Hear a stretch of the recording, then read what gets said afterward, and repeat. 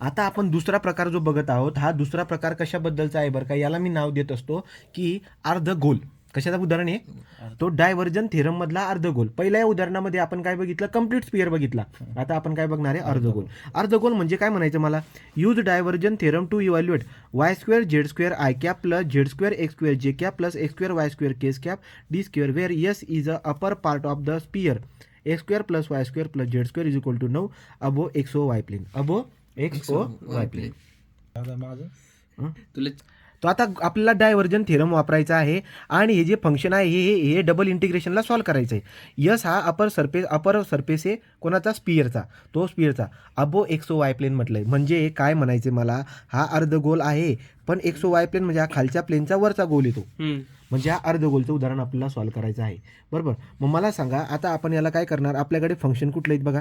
Function जर का आपण बघायला गेलो तर यप आपल्याकडे आहे Y square z square i cap Z square x square j cap x square y square K cap.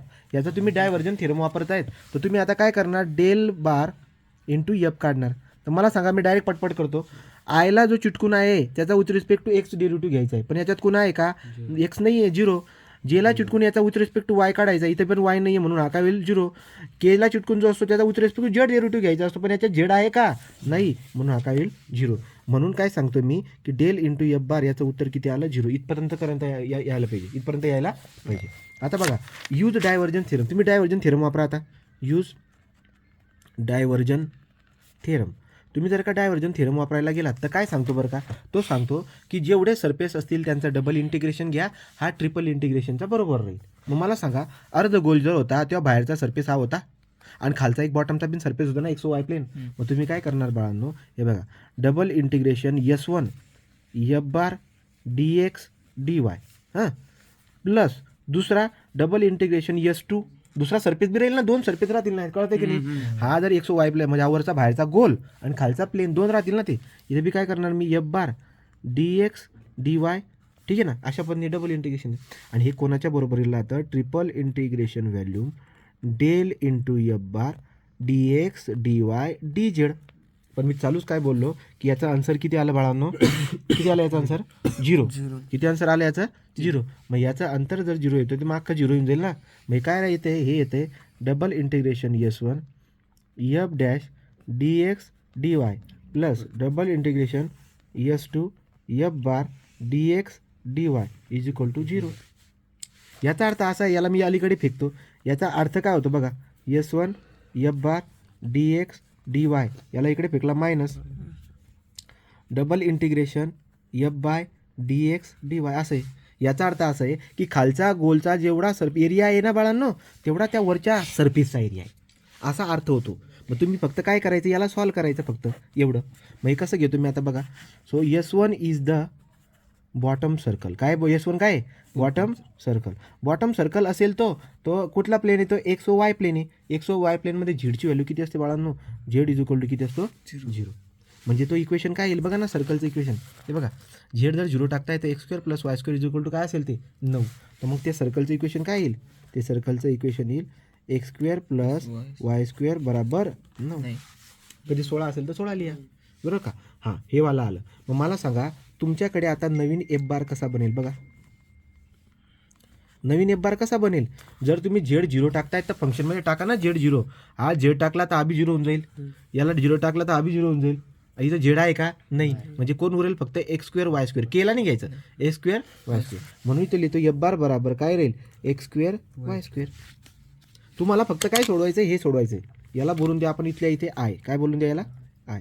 हा आय मला सोडवायचा आहे. मग आता तुम्ही मला सांगा, या आय सोडवण्यासाठी डबल इंटिग्रेशन आहे ना, ते याची लिमिट कशी घेणार? या इकडे तुम्हाला सोडवायचं आहे बाळांनो I. Double integration s one f bar D x D Y. X y plane खालचा बॉटम घ्यायचा आहे ना. मग एफ बार काय आला त्यासाठी सांगा? एफ बार काय आला? एफ बार काय आला? X square y square. ठीक आहे, टाका x square y square D x D Y. चला बरं, याला पोलरमध्ये कन्वर्ट करा. स्पेरिकलमध्ये नाही, हा अर्धगोल आहे ना. पोलर कन्वर्ट करा. पोलर कन्वर्ट काय येईल मग? पोलर कन्वर्टमध्ये इथं काय असते? एक्स इज इक्वल टू असतो r cos theta, y is equal to असतो आर साईन थिटा. हां, झेड तर नाहीच राहत याच्यामध्ये. X square plus y square is equal to असतो आर स्क्वेअर. आणि बाळांनो डी एक्स डी वाय काय असतो r d r d theta. समजतंय का? हे हे हे हे पोलरचं आहे. मला सांगा आता तुम्हीच सांगा की हा जर का तुम्ही सर्कल घेतला आता याची रेडियस किती होती 3 बरोबर का. मग आता डबल इंटिग्रेशन सोडवायचं आहे फक्त. मग डबल इंटिग्रेशन काय रे R is equal to 0 to R is equal to 3 आणि theta is equal to 0 to theta is equal to काय अर्धगोले म्हणजे पाय. अर्धगोले म्हणजे काय आलं का लक्षात. चला बरं अर्धगोले म्हणजे पाय. मग आपण आता जर का बघायला गेलो तर आपण आता टाका बरं फंक्शनमध्ये एक्सची व्हॅल्यू काय टाकायची आर कॉस थिटा त्याचा वर्ग. एक्स स्क्वेअर आहे ना तो. वायची व्हॅल्यू काय आर साईन थिटा त्याचा वर्ग. आणि इकडे काय येईल बाळांनो हे येऊन जाईल तुमचं डी आर. बघा ना डी एक्स डी वायला काय लिहिणार तुम्ही r d r d theta. R d r d theta. जमतंय का. झालं उदाहरण सॉल्व. थोडं उदाहरण सॉल्व झालं. कसं आहे बघा 0 टू पाय 0 टू 3. इथं आरचा स्क्वेअर आहे इथे पण आरचा स्क्वेअर आहे आणि बाहेर एक आर आहे. किती झाले R⁻3 R⁻5 R⁻2 हे 2 आणि बाहेर एक 5 झाले ना R⁻5. तो मग बाहेर कोण कोण राहतंय हा राहतोय sine square theta.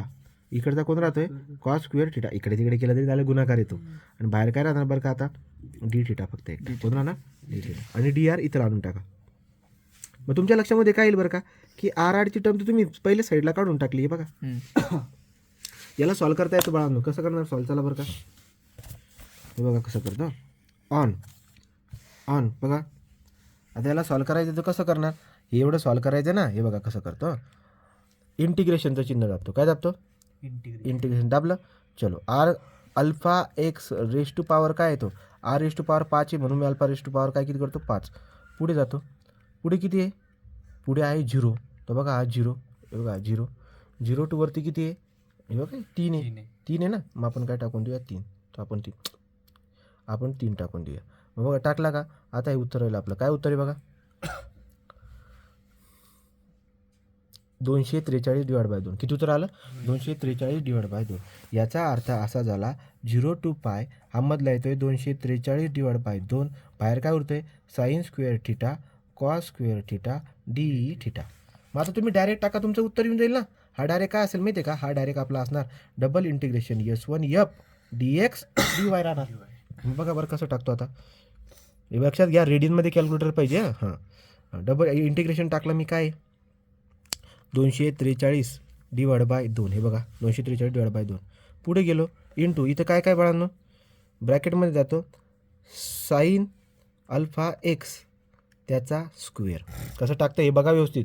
Sine alpha x टाकला इकडून तिकडून त्याचा स्क्वेअर केला इंटू कॉस अल्फा एक्स झाला का पूर्ण. परत त्याचा पण मला काय करायचं स्क्वेअर करायचं. मग इकडून एक ब्रॅकेट टाकतो आणि इकडून पण एक ब्रॅकेट टाकतो. त्याला दिमाग लावून काम करा. मी काय करतो आहे बघा असा पुरा बाउंड व्हायला पाहिजे. आता एकचा ब्रॅकेट झाला बाहेरचा कॉसचा ब्रॅकेट टाकावा लागेल ना. त्याचा स्क्वेअर म्हणजे कॉस स्क्वेअर पण झाला. इकडे पण बघून घ्या बरं तसंच आहे का ओके सगळं. मग आपण आता लिमिट टाकून देऊ. चला बरं लिमिट टाका. आता काय लिमिट आहे लिमिट आहे याचे 0 ते पाय 0 ते वरती काय शिफ्ट पाय. तर उत्तर बघू आता काय ते.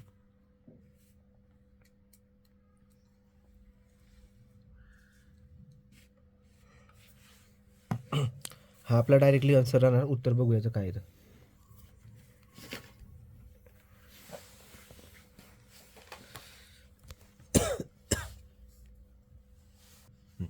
आता बघा आपण जे लिमिट घेतले ते लिमिट कुठून घेतले पायचे याचे 0 ते इथं 2 पाय घ्यायचं आहे आपल्याला.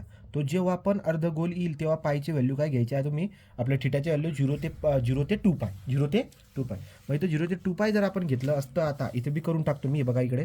तर 0 ते 2 पाय जर आपण घेतलं असतं तर इथं 2 करून टाकतो हे बघा. तर आता उत्तर आपलं काही वेगळं येणार आहे. म्हणजे उत्तर जे येईल ते आपल्याला लिहायचं. तो पायच्या व्हॅल्यू लिमिट कशी घ्यायची थिटाच्या 0 ते 2 पाय. ओके हाफ सर्कलच्या केसमध्ये पायची व्हॅल्यू 0 ते 2 पाय घ्यायची. ठीक आहे एवढं लक्षामध्ये राहू द्या. तर हे बघा अशा पद्धतीने 243/8 पाय आपला आन्सर राहणार आहे. हे आन्सर आहे तो हे आन्सर फायनली लिहून टाकायचं. ते झालं. हे कशात होतं अबो एक्सो वाय प्लेन. कशाचं उदाहरण आहे above X O Y plane divergence theorem complete sphere above X O Y plain. आता आपण काय सोडवणार आता आपण सोडवणार फर्स्ट क्वाड्रंट. काय बघणार आपण आता फर्स्ट क्वाड्रंट.